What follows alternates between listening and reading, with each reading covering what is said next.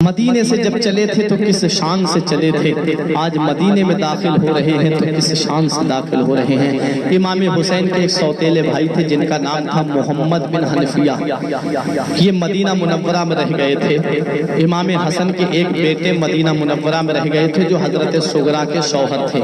حضرات میں تاریخ بتاتا ہوا چل رہا ہوں، آپ یہ مت دیکھیے کہ وقت زیادہ ہو جائے، کبھی کبھی موقع ملتا ہے تاریخ سننے کا۔ حضرات اب یہ مدینہ منورہ میں قافلہ پہنچنے والا ہے۔ جب یہ قافلہ مدینے کے قریب پہنچا، جب کسی نے یہ خبر کر دی کہ وہ قافلہ امام حسین کا جو کربلا کے لیے روانہ ہوا تھا وہ قافلہ واپس آنے والا ہے، سغرا بے چین تو پہلے ہی سے تھی، سغرا بے قرار تو پہلے ہی سے تھی اپنے گھر والوں کے حالات جاننے کے لیے۔ جب سنا کہ قافلہ آنے والا ہے بے چین ہو گئی۔ محمد بن حنفیہ مدینے کے باہر آ گئے۔ بھائی بھائی ہوتا ہے، بھائی کی محبت الگ ہوتی ہے، بھائی کا پیار الگ ہوتا ہے۔ آئے مدینے کے باہر، دیکھا تو اسیران اہل بیت کو اس حالت کو دیکھ کر کے محمد بن حنفیہ کے جسم میں جو خون حیدری تھا وہ جوش مارنے لگا۔ سیدھا یہ قافلہ امام زین العابدین ساتھ میں ہے، نانا مصطفیٰ کے روضے پہ پہنچتا ہے۔ نانا مصطفیٰ کے مزار پاک پہ یہ قافلہ پہنچا۔ وہ امام زین العابدین جنہوں نے ابھی تک اپنی زبان سے کوئی شکوہ نہیں کیا تھا، وہ حضرت زینب جنہوں نے اپنی زبان سے اب تک کوئی شکوہ نہیں کیا تھا، نانا مصطفیٰ کے مزار سے لپٹ گئے۔ نانا جس نواسے کو آپ اتنا پیار کیا کرتے تھے، جس نواسے کو آپ اپنے سینے سے لگایا کرتے تھے، جس نواسے کو آپ اپنے کلیجے سے لگایا کرتے تھے، اسی نواسے کو آپ کے کلمہ پڑھنے والوں نے میدان کربلا میں 3 دن کا بھوکا پیاسا شہید کر دیا۔ روایت میں آتا ہے کہ میرے آقا کا مزار مقدس تک کرا جاتا ہے۔ اللہ اکبر۔ اب یہ حضرت سغرا اپنی پھوپھی زینب کے چہرے کو دیکھ رہی ہیں، کبھی اپنی ماں شہربانوں کے چہرے کو دیکھ رہی ہیں، پوچھ رہی ہے میرے بھائی علی اصغر کو کہاں چھوڑ کر کے آئی ہو، میرے بھائی علی اکبر کو کہاں چھوڑ کر کے آئی ہو، میرے بھائی قاسم کو کہاں چھوڑ کر کے آئی ہو۔ پورا قافلے کے گلے لگ لگ کے حضرت سغرا پوچھ رہی تھی۔ حضرات وقت گزرتا چلا گیا، یزید کے ظلم کا بازار ابھی تھما نہیں تھا۔ اس ظالم نے ایک لشکر ایسا بھیجا جس نے مدینے پہ حملہ کرا، جس نے مکے پہ حملہ کیا۔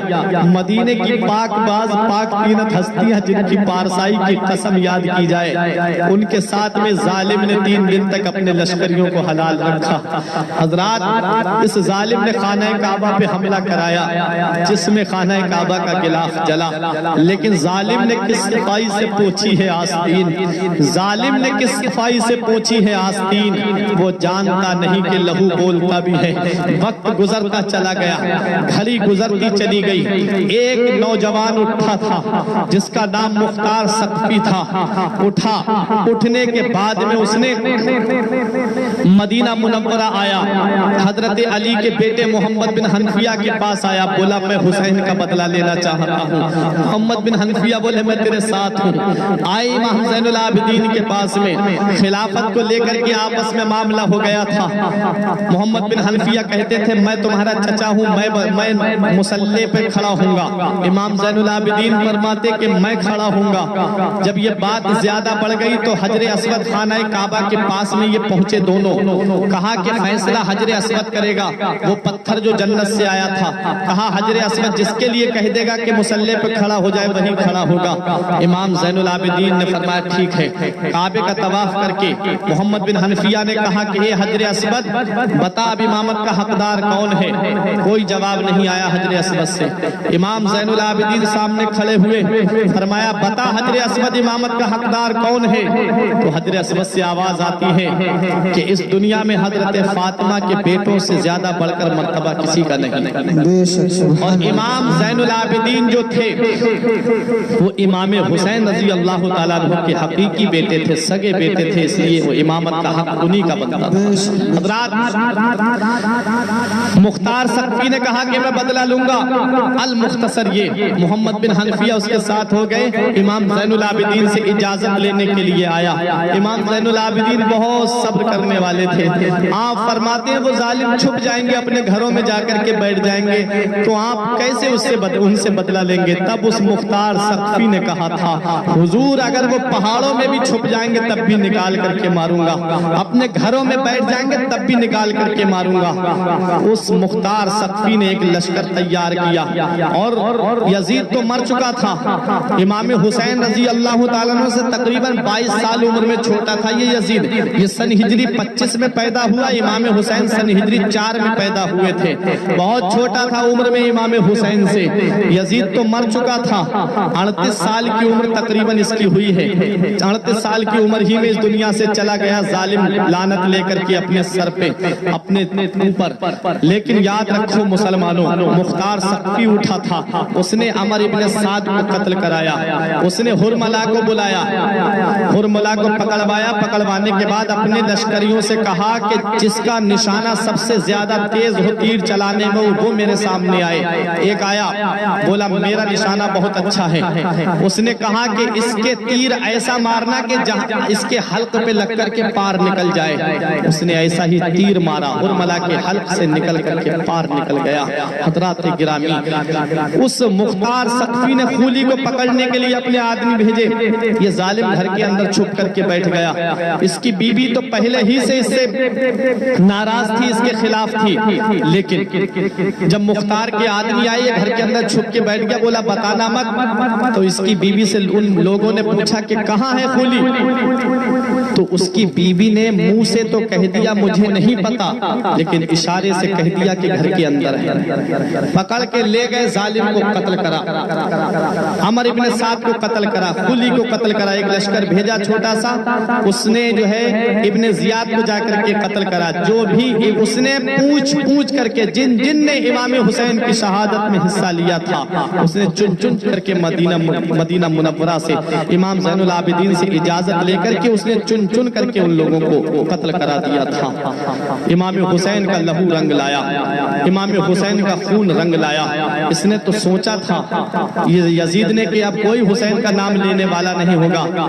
تاریخ کربلا سے پہلے تقریباً 400 لوگوں کے نام یزید تھے۔ تاریخ کربلا سے پہلے، یزید نام برا نہیں ہے، معنی بہت اچھے ہیں اس کے، لیکن تاریخ کربلا سے پہلے تقریباً 400 لوگوں کے نام یزید تھے۔ جب کربلا کا یہ واقعہ پیش آیا، آپ مجھے بتا دو کسی کا نام یزید رکھا گیا؟ کسی کا نام یزید نہیں رکھا گیا۔ اور میرے آقا حسین کا نام آج گھر گھر میں ہے، کوئی غلام حسین ہے، کوئی محمد حسین ہے، کوئی علی حسین ہے، ہر جگہ حسین کے نام لینے والے ہیں، آج ہر جگہ حسین کا نام ہے۔ حضرات، مختار ثقفی نے بدلہ تو لیا، لیکن آخر میں یہ ظالم بھی خدائی کا دعویٰ کر بیٹھا۔ اس نے خدائی کا دعویٰ کر دیا کہ میں نے اتنا بڑا کام کرا ہے، میں کوئی عام انسان نہیں ہوں بلکہ میں خدا ہوں۔ اس نے نبی ہونے کا دعویٰ کیا، معاذ اللہ، اس نے نبی ہونے کا دعویٰ کیا کہ میں نبی ہوں۔ نبی ہونے کا جب اس نے دعویٰ کیا تو اسے حضرت عبداللہ ابن زبیر نے قتل کیا۔ حضرات، یہ تاریخ کربلا ہے۔ امام زین العابدین کی ایک بات سن لو، امام زین العابدین جب مدینہ واپس آئے تھے تو آپ نے 2 کام مدینے میں کیے تھے، ہو سکے آپ اس پہ عمل کیجئے گا۔ 2 کام مدینے میں امام زین العابدین نے کیے۔ ایک کام تو یہ کہ آپ نے ایک مدرسہ کھولا تھا، اس مدرسے میں بیٹھ کر کے آپ حدیث پڑھایا کرتے تھے، درس دیا کرتے تھے۔ اور دوسرا کام امام زین العابدین نے یہ کیا تھا کہ آپ نے ایک لنگر خانہ کھولا تھا۔ لنگر پہ جو بھی غریب آتا، بھوکا آتا، پیاسا آتا، آپ اسے کھانا کھلایا کرتے تھے۔ ایک دن ایک شخص ایسا آیا جسے امام زین العابدین نے دیکھ کر کے پہچان لیا۔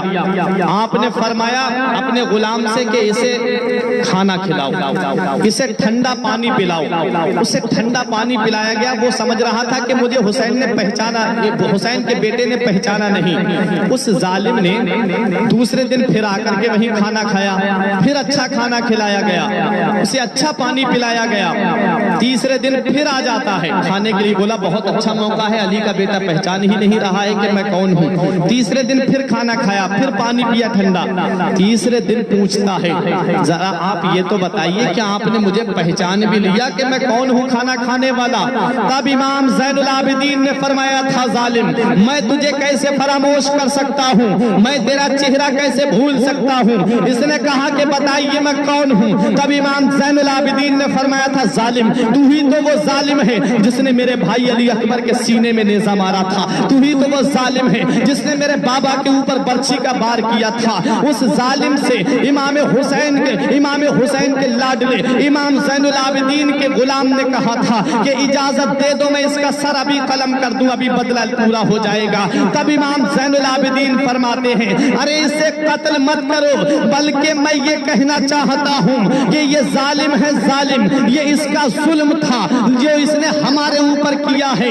یاد رکھو مسلمانوں، یہ گھرانہ کیسا گھرانہ ہے، ہر مقام پہ ہمیں صبر کا پیغام دیتا ہے، ہر مقام پہ ہمیں استقامت کا پیغام دیتا ہے، ہر مقام پہ ہمیں صبر سے کام لینے کا حکم دیتا ہے۔ امام زین العابدین سے اس ظالم نے کہا تھا کہ آپ کو قتل کرنا ہے تو مجھے قتل کر دیجئے، لیکن آپ اپنے ہاتھوں سے قتل کیجئے، مجھے کسی اور کے ہاتھوں سے قتل مت کرائیے۔ تب امام زین العابدین فرماتے ہیں ظالم، تجھے مارنا ہوتا تو پہلے دن ہی میں تجھے قتل کر دیتا، لیکن یاد رکھ اس نے کہا جب مجھے پہچان لیا تھا تب آپ نے مجھے کھانا کیوں کھلایا، آپ نے مجھے پانی کیوں پلایا؟ تب امام زین العابدین فرماتے ہیں ظالم، جب ہم تیرے یہاں پر گئے تھے تو تو نے جو ہمارے ساتھ میں سلوک کیا تھا، جو ہمارا کھانا بند کیا گیا تھا، جو ہمارا پانی بند کیا گیا تھا، وہ تمہارے مشورے سے کیا گیا تھا۔ ارے جب ہم تیرے یہاں مہمان بن کے گئے تھے تو وہ تیری مہمان نوازی تھی جو تو نے ہمارے ساتھ میں کی ہے۔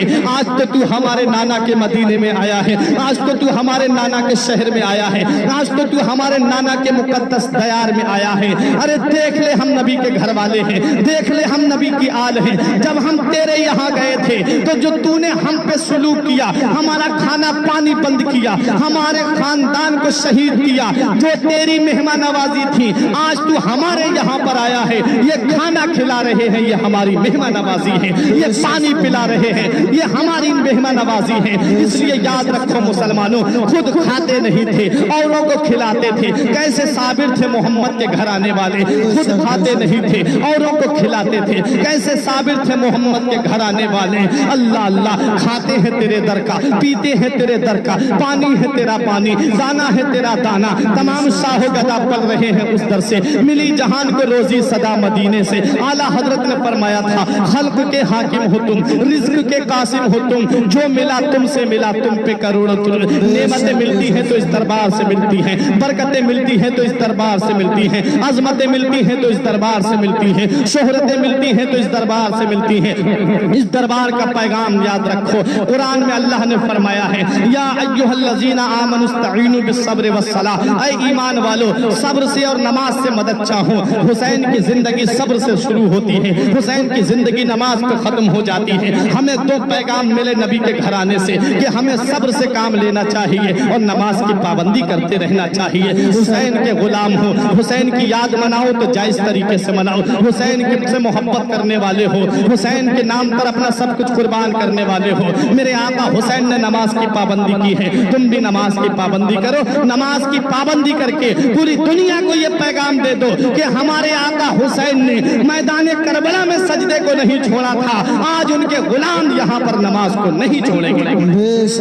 یہ حسین کا پیغام ہے، حسین کا پیغام یاد رکھو۔ میں یہ بات اپنی ہر تقریر میں یہ کہتا ہوں، میرے آقا حسین کی عظمت بڑی ہے، میرے آقا حسین کی شان بڑی ہے۔ ظالم یزیدیوں نے تو یہ سمجھا تھا حسین کا کوئی نام لینے والا نہیں ہوگا، حسین کا کوئی ذکر کرنے والا نہیں ہوگا، حسین کا کوئی چرچا کرنے والا نہیں ہوگا۔ اور میرے آقا حسین کی شان تو یہ ہے کہ کل بھی حسین کا ذکر ہو رہا تھا، آج بھی حسین کا ذکر ہو رہا ہے، قیامت تک حسین کا ذکر ہوتا رہے گا۔ بڑے بڑے بادشاہ دنیا میں آئے ہیں، بڑے بڑے سورما دنیا میں آئے ہیں، فرعون بھی اس دنیا میں آیا ہے، نمرود بھی اس دنیا میں آیا ہے، شداد بھی اس دنیا میں آیا ہے، حامان بھی اس دنیا میں آیا ہے، ابو جہل بھی اس دنیا میں آیا ہے، ابو لہب بھی اس دنیا میں آیا ہے، عتبہ بھی اس دنیا میں آیا ہے، اور یزید بھی اس دنیا میں آیا ہے۔ لیکن آپ مجھے یہ بتا دو، نہ تو فرعون کے رونے پہ مرنے پہ کسی نے آنسو بہائے ہیں، نہ تو نمرود کے مرنے پہ کسی نے آنسو بہائے ہیں، نہ ابو جہل کے مرنے پہ کسی نے آنسو بہائے पाए हैं, न यजीद के मरने पे कोई रोया है। अरे यजीद के मरने पे न कोई रोया है, न कोई रोएगा। और नहरे फुरात के किनारे पे शहीद होने वाले हुसैन पर आज भी कायनात का जर्रा जर्रा आंसू बहा रहा है, आज भी कायनात का जर्रा जर्रा याद कर रहा है। ना तो फिरौन को कोई याद कर रहा है, ना तो नमरूद को कोई याद कर रहा है, ना तो अबू जहल को कोई याद कर रहा है, ना तो यजीद को कोई याद कर रहा है। और मेरे आका हुसैन की शान तो ये है कि आज कुर्तला में मुसलमान याद कर रहे हैं, फतेहगंज में मुसलमान याद कर रहे हैं। पूरी दुनिया में हुसैन का नाम हो रहा है, पूरी दुनिया में हुसैन का जिक्र हो रहा है, पूरी दुनिया में हुसैन का नाम लिया जा रहा है। दौरे हयात आएगा कातिल कज़ा के बाद, है इब्तिदा हमारी तेरी इंतहा के बाद। कत्ले हुसैन असल में मर गए यजीद है। इस्लाम जिंदा होता है हर करबला के बाद। इस्लाम कल भी जिंदा था, इस्लाम आज भी जिंदा है, इस्लाम कयामत तक जिंदा रहेगा। हुसैन कल भी जिंदा था, आज भी जिंदा है, कयामत तक जिंदा रहेगा। हुसैन के नाम लेवा जिंदा है, हुसैन के चाहने वाले जिंदा हैं। न गोरे हुसैन के हैं, न काले हुसैन के, हर रंग में है चाहने वाले हुसैन के। तब तक कसम खुदा की कयामत न आएगी जब तक रहेंगे ये चाहने वाले हुसैन के। इसलिए मैं यही अर्ज करूंगा, हुसैन तेरी अजमत को सलाम, हुसैन तेरी सदाकत को सलाम, हुसैन तेरी रिफात को सलाम, हुसैन तेरे मकाम को सलाम, हुसैन तेरी सदाकत को सलाम, हुसैन तेरी अदालत को सलाम, हुसैन तेरी सखावत को सलाम, हुसैन तेरी शुजाअत को सलाम, हुसैन तेरी सियादत को सलाम, हुसैन तेरी लियाकत को सलाम, हुसैन तेरे वकार को सलाम, हुसैन तेरे अज़्म को सलाम, हुसैन तेरे इस्तिक़लाल को सलाम, हुसैन तेरे इस्तेहकाम को सलाम, हुसैन तेरे किरदार को सलाम, हुसैन तेरे कैरेक्टर को सलाम, हुसैन तेरे अक़वाल को सलाम, हुसैन तेरे अफ़आल को सलाम, हुसैन तेरे आमाल को सलाम, हुसैन तेरी हर अदा को सलाम, हुसैन तेरे घर वालों को सलाम, हुसैन तेरे अहले खाना को सलाम, हुसैन तेरी बहन ज़ैनब को सलाम, हुसैन तेरे मैदान करबला में आने को सलाम। हुसैन तुमको ज़माना सलाम कहता है, हुसैन तुमको मदीना सलाम कहता है, हुसैन तुमको कुरान के पारे सलाम कहते हैं, अली और फातिमा शब्बर सलाम कहते हैं। खुदा गवाह है कि नाना सलाम कहता है। खुदा की राह में सर को कटा दिया तुमने, निज़ाम कुफ्र को यकसर मिटा दिया तुमने, तुम्हें खुदा भी तुम्हारा सलाम कहता है। सुभान अल्लाह, सुभान अल्लाह। परवरदिगार आलम की बारगाह में ये दुआ है, मौला मेरे कुछ अर्ज करने में सबकत लिसानी की वजह से या बतकाज़ा बशरियत कोई गलती हो गई हो उसे माफ फरमाए। अस्तगफिरुल्लाह रब्बी मिन कुल्लि ज़ंबि व अतूबु इलैह।